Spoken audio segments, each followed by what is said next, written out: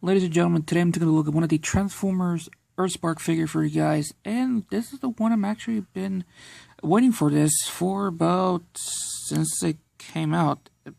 Was it came out about a year ago? Or I think it was 2 years. I gotta check. I really don't give a rat's ass about Earthspark because of the bunch of controversy going on, and plus this one character, which I do have, which I'm going to shit talk to it when I'm total wasted. So yeah.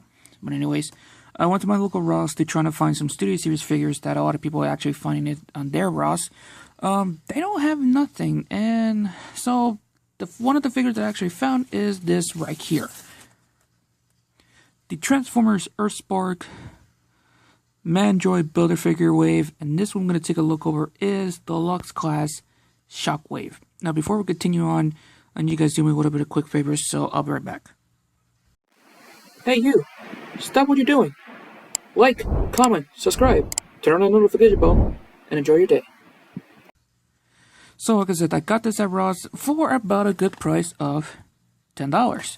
The original price for the deluxe class were about $20. So if you guys are already waiting for it, going down in prices, or waiting just going on like Ross, this is actually the one for you guys, and yeah.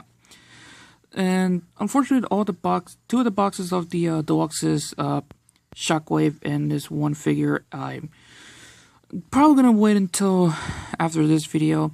Yeah, the boxes are badly damaged, and long story short, I'm going to throw away the box, and yeah.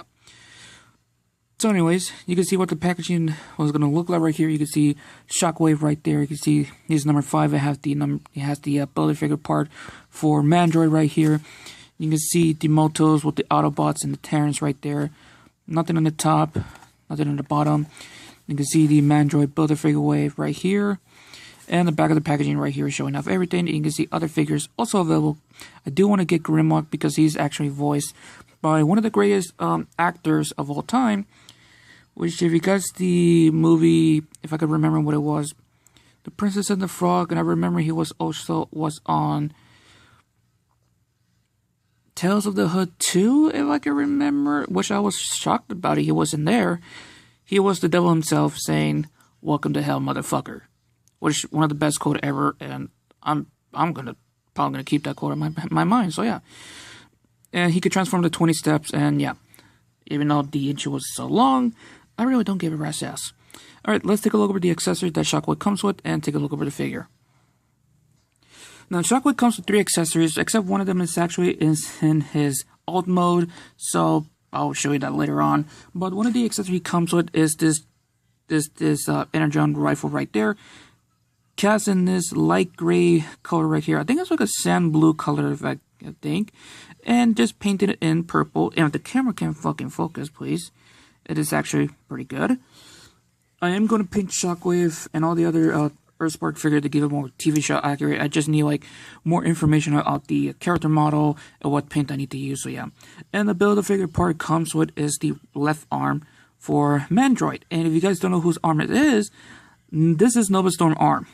And yeah, I wanted to do a little bit of research on it. This is Nova Storm arm, and yeah, unfortunately her arm doesn't have any much articulation because over here you guys can see it's fucking hollowed. So no wrist, no elbow, no movement. Only thing she has is the movement of the shoulder, and I have a bulging right here, so of course full 360. So yeah, and hopefully one day we can get a Nova Storm figure. I actually would like to see that, and she's actually one of the coolest figures ever. Same thing with Skywarp. They look great together side by side. So anyways, here it is, Shockwave himself, and he comes with this piece right here, the 3rd accessory, which is also very important for it. So yeah. I forgot to move these to the side right here, so I do apologize for that. This figure, by the way, is actually a straight repaint of the Cyberverse Shockwave, which I actually never owned that mold before, but I do know one of my boys used to own this mold, and he told me, he warned me about a quality issue of that figure, which, thanks to him, in the future, if I do buy Cyberverse Shockwave, I'll be very careful, very careful with that, which of course is part of the arms right here, which by the way, spoiler alert, so yeah. Anyways, like I said, this is actually just a straight repaint of Cyberverse Shockwave. And I actually do like the mold, and I actually do like the figure. The paint and the sculpted detail on this figure looks pretty good. The light purple combined with this sand blue. I get the feeling it is sand blue, but it's looked like a different shade of light gray or something. I could be wrong. But if you guys are color experts, you can correct me in the comments. I'll be grateful. With this color, and it hints a little bit of gray you guys can see. And of course, you got the yellow on the chest right here. Of course, this is his chest right here. This figure just actually looks pretty good. This part right here is rubber material, so like this quality right here. There's a bit of a problem right here, which is there's no way to plug in this piece right here. It's just flopped down like that. He has a little bit of movement to the turret, side to side. Comparing this with the let's say Bumblebee movie version of Shockwave with the Core class and the Voyager class, which unfortunately I had them start away. Comparing this right here, for next to the Core class he is bigger, but next to the Voyager class he is smaller. So yeah, and comparing the other Shockwave like from the previous pass, I think he's a bit, a little bit taller than the others. I'm not sure because I actually don't have other Shockwaves in my collection. Not even the Dark of the Moon Shockwave from the Studio Series line and the original line. So yeah. He does have the Decepticon logo right there on the middle right here, looking pretty fantastic. He does have some weapon storage. Well, on the instruction, there's a hole right there, and you just plug it in like that, which will look a bit dumb, but there's the other way. Just plug it in the top of right here, and there you go. You can connect with some siege port right here, so you can look like he is actually shooting. Which, by the way, he does have some articulation in his Cybertronian four-legged tank mode. Which is because everything is somehow ball joint, but yeah, moving like that, like this. Feet can go up and down because there's the transformation. Well, I'll show you that in a moment. Moving like that, like this, moving like that. It's kind of a bit limited, to be honest with you, which is kind of a bit sad. So it's not that much for this guy, and it's kind of a bit sad, to be honest with you. And, yeah, pretty much that's this Shockwave in his alt mode. The transforming is actually pretty easy and simple, and I actually do like this transformation. First thing to do is remove the gun, put it to the side, remove this piece, and this was actually disconnected. And this is actually very important for you guys. I'm going to zoom in the camera and focus on this. There's a little peg hole right here, you guys can see. And there's a tiny peg right there. So if you transform it into robot to four-legged tank, you just make sure to face it like this, because I was trying to figure out how it goes. I would do this way, but when I saw the hole in this right here, yeah. And like I said, this is actually made of a rubber material, and it's actually pretty good. So yeah, let's zoom that out for now. And let's actually fix the lighting too, to be honest with you. So yeah. So let's starting off with the, I guess the legs. So all I can do is flip this piece up like that in the middle. I bring this piece, the waist area around. By the way, the skirt piece does move up and down, but I'll show you that in the robot mode. So yeah, bring the arms, bring the legs, straighten out the legs like that, and make sure you have it nice and perfect, and make sure everything is nice and well. So there we go.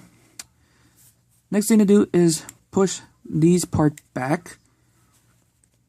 Bring this up a little bit, because you want to bring this piece down, become the chest right here, and it's connected in.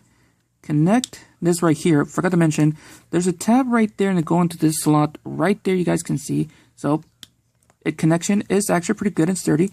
And I actually do like that a lot. His antenna, bring this up like that, because I thought you could bring them like that, like all the other Shockwave. All the other Shockwave from each line have his antennas back, but unfortunately he has his up like that. So same thing on the product photo. So yeah, there you go. I like to prefer it like that, but what do you guys think? Like, do you like it like this or like that? Leave a comment down below. Bring the arms like that. turn this around, and the first thing to do is bring this feet down, open this panel up, bring the hands out, and close it up. We'll plug in his arm cannon later on because I want to do the articulation. So yeah, do the same thing on the other side. Bring this down, open this up, flip it open like that. And I think I'm having a phone call, so I might to do something very quick. So I'll be right back. Alright, I do apologize for that. I didn't get it. It wasn't a phone number. Just I thought I heard a vibration on my phone, but I'm just being an idiot and a paranoid. So yeah. Then here you have Shockwave in his room mode. The transformation, by the way, easy, fun, and simple. And I actually do like the transformation of this figure comparing to the others. I think the transformation for this Shockwave, of course, alongside with the Cyberverse Shockwave and the Voyager class Bumblebee movie Shockwave, this is actually all three of them is actually pretty good, and I actually like it a lot. Anyways, the painting, sculpt, the detail of the figure look fantastic. He also has some silver on it. Forgot to mention one thing, and this is actually a good-looking, clean Shockwave figure. I'm actually dead ass serious. This is actually very clean. You do have a little bit of kibble right here because of this piece, but it doesn't actually interfere. Arm articulation, even of course the waist is because of the side skirt down here. But this is a good looking figure, and I love it. This is amazing. It's fantastic. And the head sculpt, by the way, nice. And like I said in the comments, do you prefer your Shockwave like this or like that? You have to comment down below, like I said. And you can see the Decepticon symbol on his chest. I think in the original toy for Cyberverse, his chests were made of a translucent plastic. Maybe, I could be wrong, but yeah. So, of course, one of the problem is with this figure is the lack of paint.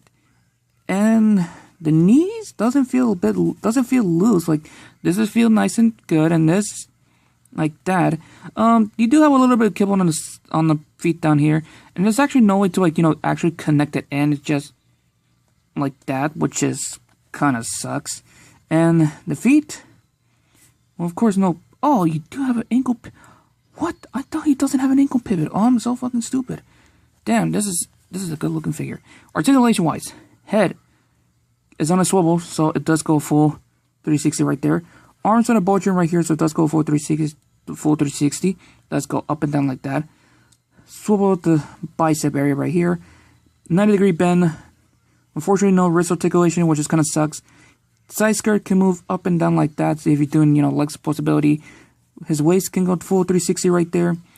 Legs can go forward, backwards. Move the arm out of the way. Does go in and out. Fortunately, no thigh swivel, which is very disappointing. Oh, wait a minute. You have a bottom part of where the knee is connected, so swivel right here. I guess a 90-degree bend right here at the feet. On the knee, sorry. Feet can go up and down. You do have an ankle pivot about this far. And, yeah. And, of course, plugging in with the arm cannon, you need to open the backpack up again. Make sure the little pig hole is facing downwards. It's facing this way, sorry.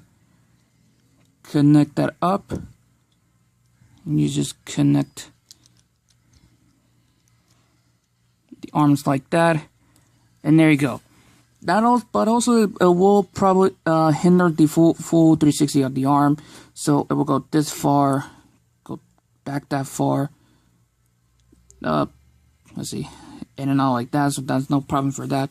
So yeah, and of course you can plug in any siege port right here. It does also have some other siege ports right in two in the legs down here and one in the arms. So yeah, and of course you can plug in his blaster. Oh, this has some wrist articulation. Wait a minute. So the left side doesn't, but the right side does. Oh, okay. So only the right side has some articulation at the on the hand for the right side. Okay, so I'm a fucking idiot. Sorry about that, everyone. And there you go. You can see what his rifle on. So yeah, this figure is actually pretty good, and I actually do like it a lot. All right, let's get in the final pose and give you guys my final results. So I'll be right back. Before I continue on, I forgot to mention one thing, which I am a complete idiot. You actually have weapon storage on his back. if the camera can focus. And it's actually pretty nice. Alright, back to the final pose. I think this is actually the best Shockwave pose I ever give. You know, walking menacingly and just shooting every single Autobot in the way. Fuck, this is actually a good figure. Anyways, overall, Earthspark Shockwave is actually one of the coolest figure I ever have in my collection. Even though it's just a straight repaint of the Cyberverse one, Earthspark Shockwave actually looks nice. Anyways, you guys, I'm going to end this right here. Make sure you have fun, stay safe, and I'm out.